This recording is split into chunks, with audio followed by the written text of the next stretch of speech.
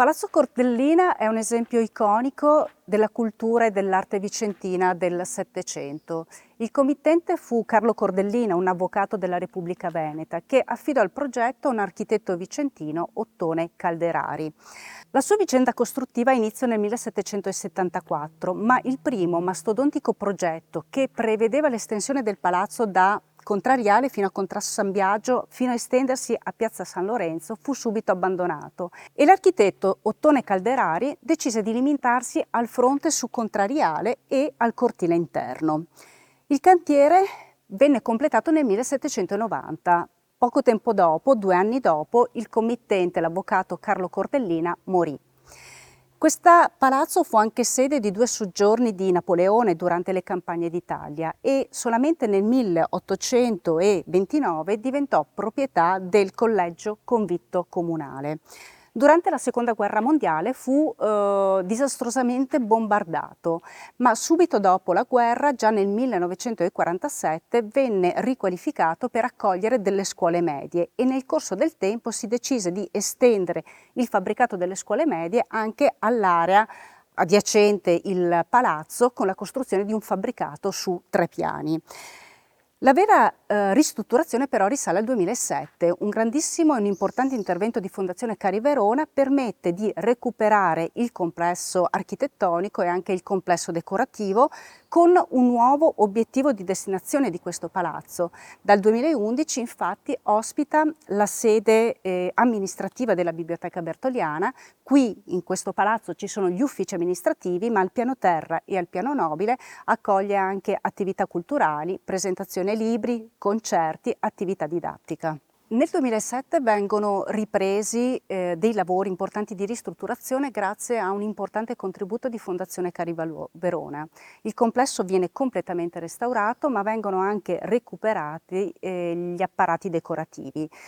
La destinazione di questo complesso cambia perché dal 2011 Palazzo Cordellina diventa sede istituzionale della Biblioteca Bertoliana. Qui ci sono gli uffici amministrativi, al piano terra e al piano nobile ci sono sale dove la biblioteca svolge attività culturali, presentazione libri, concerti.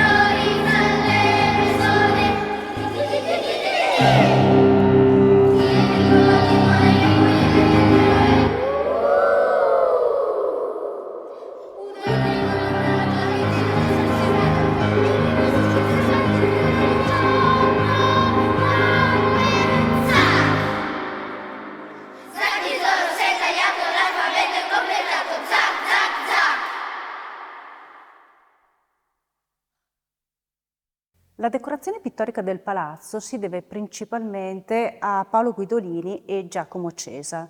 Qui siamo in una delle sale più fastose del piano nobile, la cosiddetta sala specchiera. La decorazione della sala ha una forte connotazione mitologica. Il soffitto è caratterizzato da un ampio padiglione rettangolare, al centro del quale si trova un tondo monocromo con divinità marine, delimitate da festoni di frutti e fiori.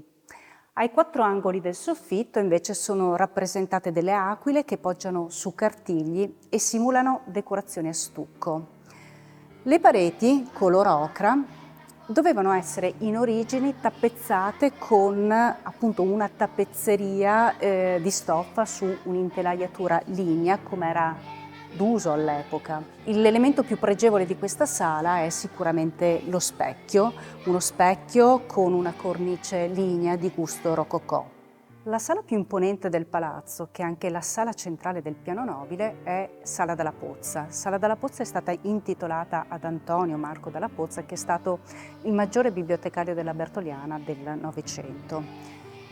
Questa è l'unica sala del palazzo in cui la pittura di figura è protagonista, laddove negli altri ambienti si punta più che altro sulla decorazione dei soffitti. Giacomo Cesa dipinge degli elementi scultori a monocromo, finte statue di personaggi antichi, rilievi raffiguranti scene di trionfo. Nei lacunari, cioè nella parte dei cassettoni del soffitto, c'erano 9 tele raffiguranti figure allegoriche che sono andate a perse durante i bombardamenti della Seconda Guerra Mondiale. La Biblioteca Bertoliana continua ad essere un luogo importante per la città, un luogo di studio, un luogo di incontro e un luogo dove è possibile vivere a contatto non solo con i libri, ma sicuramente a contatto con la bellezza.